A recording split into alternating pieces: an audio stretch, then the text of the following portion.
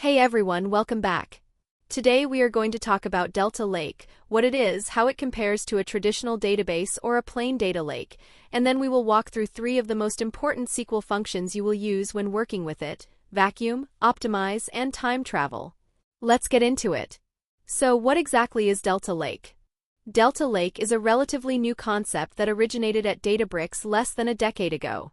It is an open table format and storage layer built on top of data lakes like object storage, think AWS S3 or Microsoft OneLake. What it adds on top of that is ACID transactions, schema enforcement and evolution, and a transaction log on top of Parquet data. This means you can reliably do analytics and ETL with operations like merge, update, and delete, along with additional features like time travel, which lets you query past versions of your data, and operational maintenance tools like optimize and vacuum.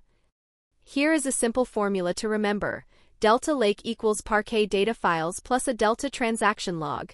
That transaction log is really the key ingredient. Now, how does Delta Lake compare to a traditional database or a plain data lake? The Parquet file storage behaves more like a data lake structure, but the Delta transaction log is what enables database-like behavior on top of those files. You get ACID transactions, schema enforcement and evolution, and the ability to query older versions of your data. You can still use SQL, but under the hood the table is file-backed rather than engine-managed. That distinction matters when you think about performance and maintenance. Now let's dive deeper into the 3 common Delta Lake SQL functions and the scenarios where they are most useful. The first one is vacuum. Vacuum is your storage reclaim tool. It scans the Delta transaction log to find data files that are no longer referenced by any active table version and are older than your configured retention window. Then it deletes those files from storage. This helps you reduce storage costs over time. However, if you set the retention window too low, you can break time travel and disrupt any jobs that still need access to those older files, so you need to be thoughtful about how you use it. For common usage patterns, the recommended approach is to do a dry run first. This lets you preview exactly what would be deleted before committing to it.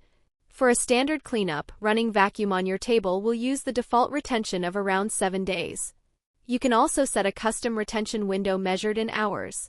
And if you need a full purge for something like a GDPR hard delete, you would first disable the retention duration check and then run vacuum with 0 hours retention. A few important things to keep in mind: avoid running vacuum with 0 hours retention when you have active writers. Always prefer a dry run before making aggressive retention changes. And one key constraint: you cannot vacuum a single Delta version.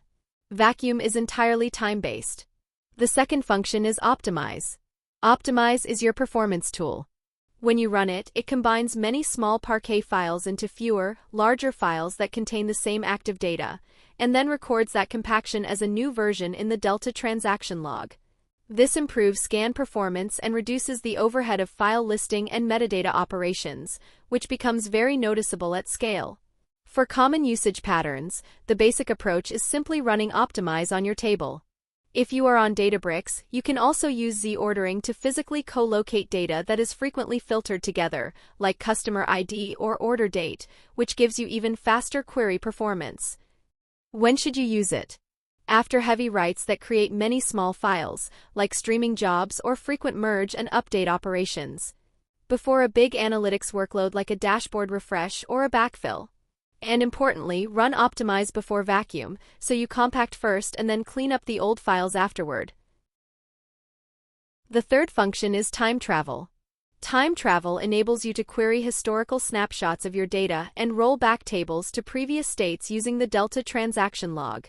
It works because Delta keeps older Parquet files around even after updates or deletes, until a vacuum operation permanently removes them.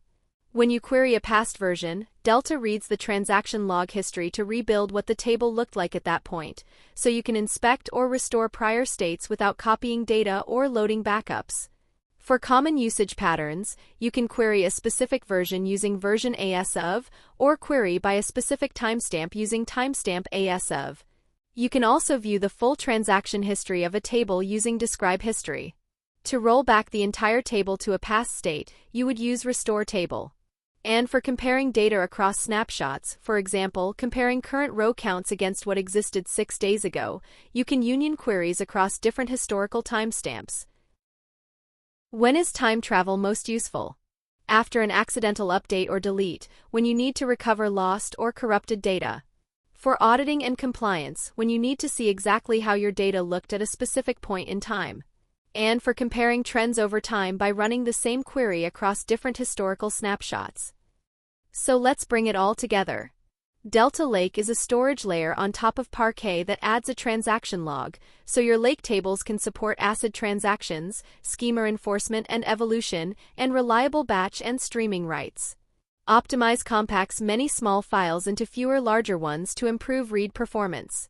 Vacuum removes old unreferenced files to reclaim storage, just use aggressive retention settings carefully. And time travel lets you query or restore older snapshots, which is invaluable for auditing, debugging pipelines, and recovering from accidental changes.